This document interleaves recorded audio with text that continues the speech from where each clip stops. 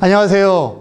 네, 커뮤니케이션을 담당하고 있는 서훈 교수입니다. 오늘은 우리가 알고 있는 일반적인 커뮤니케이션의 개요와 어떻게 하면 우리가 생각하고 있는 언어와 제스처와 또 이런 우리가 전달하는 문구들을 우리가 듣는 청자에게 효과적으로 전달하고 반응을 가져올까, 그 내용을 전반적으로 알아보도록 하겠습니다. 첫 번째 과에서는 커뮤니케이션의 개요입니다.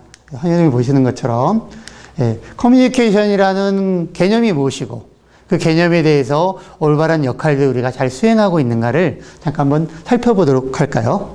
네. 첫 번째 화면을 보시다시피 커뮤니케이션 개념은 커뮤니케어라는 말에서 나눴습니다. 그래서 우리가 커뮤니케이션 하면 공산주의, 커뮤니즘을 많이 떠올리는데요. 재화를 생산하고 이것을 분배하는 것을 커뮤니즘에서 많이 사용하고 있지 않습니까? 네, 그래서 커뮤니케이션은 이렇게 자신의 덕이나 어떤 개념을 인간에게 나누어 준다거나 어떤 열이 이렇게 뜨거운 데에서 차가운 데로 이렇게 전달하는 의미가 좀 더 강하다고 볼 수 있습니다. 그래서 이것을 휴머니즘에 적용한다면 어떤 사실을 타인에게 전하고 알리는 심리적인 전달의 뜻으로 많이 사용하고 있죠. 그래서 커뮤니케이션은 이렇게 어떤 사실을 타인에게 전달하고 잘 심리적인 전달하는 의미를 통칭하고 있습니다. 그래서 협의의 의미의 이런 개념들을 우리가 생각한다면 광의의 개념, 화면을 보시는 것처럼 네 가지의 광의의 개념이 있는데요. 하나씩 한번 읽어보고 같이 한번 살펴보도록 하겠습니다. 1번 같이 읽어볼까요? 시작. 타인에 대한 영향력 행사. 네, 그래서 우리가 이 영향력을 행사한다는 것은 쉽게 생각해서 우리 초등학교 때 교장 선생님의 훈화 말씀을 많이 생각하면 돼요. 그래서 전교생을 다 모집해가지고 자 여러분 슬기롭고 바른 어린이가 되어야 합니다 하고 끝으로 마지막으로 얘기하면 많은 학생들이 그걸 들으면서 저거 언제 끝나나 하고 이렇게 열사병에 의해서 쓰러진 아이들이 가끔 나오고 그랬는데 이렇게 타인에 대해서 뭔가 당부하고 전달하고 싶은 내용에 대한 영향력 행사가 첫 번째 광의의 개념이다. 두 번째, 네, 같이 한번 읽어볼까요? 시작. 감정과 정서의 표현입니다. 여성인 경우에 좀 더 감정과 정서의 표현이 좀 더 강하다고 볼 수가 있죠. 네, 그래서 집에 오면 여러분들의 사모님이나 또 여러분의 배우자나 애인들이 드라마에 대해서 얘기를 해요. 그러면 남자들은 그래도 그 드라마가 재밌었나? 아니면 또 어떤 얘기를 할 거야?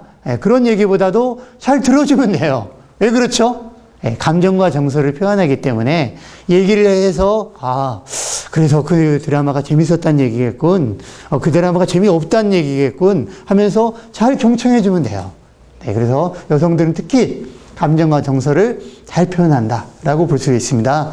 자, 세 번째, 정보 교환입니다. 회사에서는 이런 자기가 팔고 있는 상품에 대해서 영업을 하신다면 가치를 전달하죠.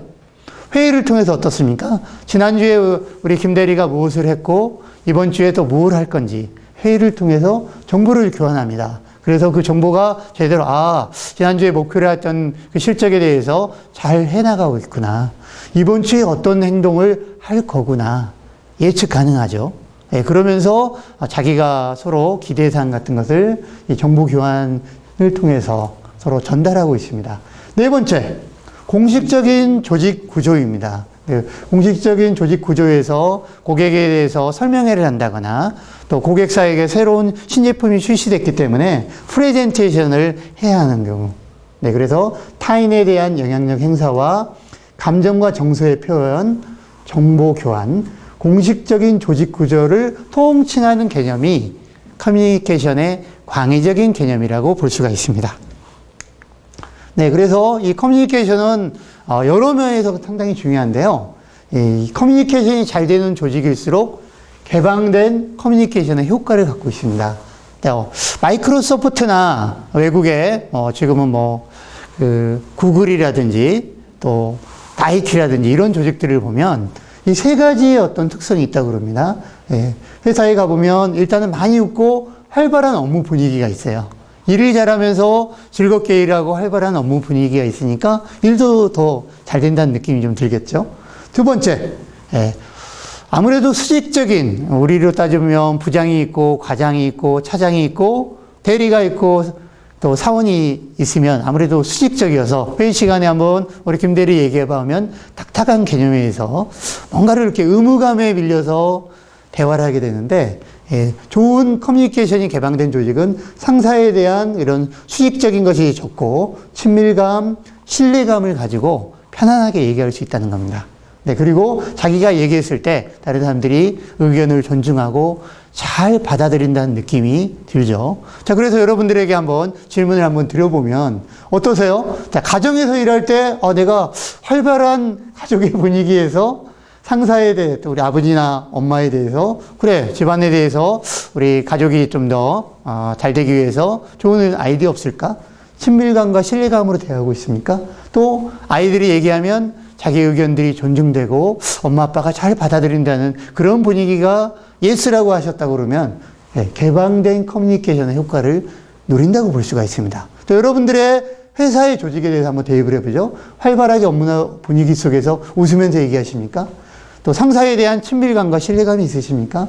또 여러분들이 얘기했을 때 의견을 잘 받아들이고 존중한다면 개방된 커뮤니케이션의 효과를 잘 누리실 수 있다. 이렇게 말씀드릴 수가 있습니다.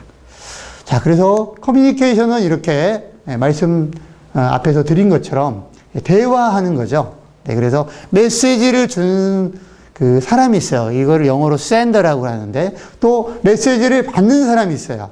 수신자가 있죠. 리시버라고 있는데, 양방향 교류를 잘 교차가 되는 경우, 그래서 의사나 정보가 잘 전달되고 해석되지는 과정이 바로 대화라고 하는 과정을 라고 통칭할 수가 있겠습니다. 자, 그래서 커뮤니케이션의 기본 원칙이 있습니다. 첫 번째 원칙은, 자, 커뮤니케이션은 지각이다. 나무가 그냥 흔들릴 수가 없죠. 바람이 이렇게 흐르면서 나무가 잔잔하게 흐르게 되는데, 내가 커뮤니케이션 하는 것은 상대방이 그것을 알고 깨닫는 행위가 일어나는 거죠. 그래서 커뮤니케이션은 지각이라고 볼 수가 있습니다. 두 번째, 커뮤니케이션은 기대입니다. 내가 이렇게 얘기하면 어떡하죠? 우리 김대리가 이렇게 받아들이고, 예, 알겠습니다. 제가 전화해서 어디를 예약하겠습니다. 그 사람이 이렇게 행동을 해주기 위한 기대사항이 나오게 되죠. 네. 세 번째, 커뮤니케이션 요구입니다. 이렇게 내가 얘기했을 때, 아빠가 얘가 좀 공부를 좀 잘해서 몇 점 이상 좀 됐으면 좋겠다. 하면 어떻게 하죠? 아빠의 기대사항과 요구가 전달이 된다고 볼 수가 있죠. 그래서 커뮤니케이션의 기본 원칙, 커뮤니케이션은 상대방을 깨닫게 하는 지각이다. 두 번째는 기대이다. 세 번째는 요구이다라고 기본 원칙을 살펴볼 수 있겠습니다. 자, 그래서 이 커뮤니케이션의 개요를 다시 한번 살펴보면 프로세스가 있어요. 그래서 아까 말씀드린 것처럼 송신자가 여기가 있고 수신자가 이렇게 있는데, 이렇게 송신자와 수신자가 암호를 이렇게 내면은 메시지를 받아들여서 암호를 해독하는 과정이라고 볼 수가 있습니다. 송신자와 수신자가 이렇게 얘기하려고 하는 것들을 전달을 하면 제대로 전달이 돼야 하는데, 너무 어렵게 얘기했다. 그러면 받아들일 때 암호 해석의 차이가 나겠죠? 네. 너무 또 쉽게 얘기를 했는데, 자기의 학력이나 경험에 따라서 잘못 전달되는 경우가 있죠. 네. 그래서 암호가 전달이 되는 인코딩과 해석되는 디코딩의 과정을 갖고 있다고 볼 수가 있습니다. 네, 그래서 두 가지 중에서 가장 중요한 것은 첫 번째, 말하는 사람이 그 수신자에게 말을 좀 쉽게 얘기해 주는 게 좀 더 필요합니다. 네, 그리고 또 수신자는 그 말에 대해서 잘 해석을 했는지, 내가 이해한 게 맞는지 송신자에게 재차 확인한다 그러면 이런 암호의 오류를 많이 좀 줄일 수가 있죠. 자, 혹시 이 영화 기억하십니까? 스타트랙이라고 하는 내용의 부선장으로 나오는 그 부선장이 있어요. 근데 이분은 어떤 능력을 갖고 있냐면 상대방의 마음을 읽어내는 관심법을 갖고 있습니다. 그래서 자기가 머리를 이렇게 생각하면 상대방의 마음을 읽고, 손을 이렇게 얹으면 그 사람이 얘기하는 언어를 읽어드리죠. 네, 그래서 암호의 해석상에 오류가 없어요. 네, 그런데 우리는 불행하게도 이렇게 관심법을 행할 수 없기 때문에 세 가지로 언어를 해석해야 합니다. 첫째, 그 사람이 얘기하는 언어적 의미, 버벌의 의미를 잘 해석해야 하고요. 두 번째는 음성적인 의미. 의미 고저가 있고 장단이 있는데 그 의미를 통해서 해석하고, 또 세 번째, 시각적으로 그 사람이 보이는 바디랭귀지나 표정이나 또 인상 같은 걸 보면서 이렇게 해석을 하기 때문에 커뮤니케이션에 한계가 있을 수밖에 없다, 이렇게 볼 수가 있습니다. 자, 그래서 이제 마지막 결론입니다. 커뮤니케이션을 어떻게 하면 우리가 좀 잘할 수 있고 신뢰 관계를 통해서 다른 사람하고 협력적으로 대화할 수 있는가, 이 네 가지 단계를 하게 되면 굉장히 커뮤니케이션을 잘할 수가 있습니다. 첫 번째, 경청을 잘하는 겁니다. 다른 사람들이 얘기하는 것을 잘 들으려는 귀를 가지고 경청을 좀 잘해야 돼요. 두 번째, 그 의미를 잘 듣고 나서 긍정적인 단어를 써서 표현을 해야 합니다. 역시 말을 하는 사람도 좋은 언어를 선택해야 하고요. 받아들인 사람도 긍정적인 단어를 가지고 표현하는 게 필요하죠. 그리고 세 번째가 레이블링입니다. 레이블링이라고 하는 것은 라벨을 붙이라는 말에서 나왔는데요. 상대방에게 얘기를 하고 또 말을 할 때 잠깐 그 타이밍이 좀 필요하잖아요. 그랬을 때 전화 받기 괜찮아?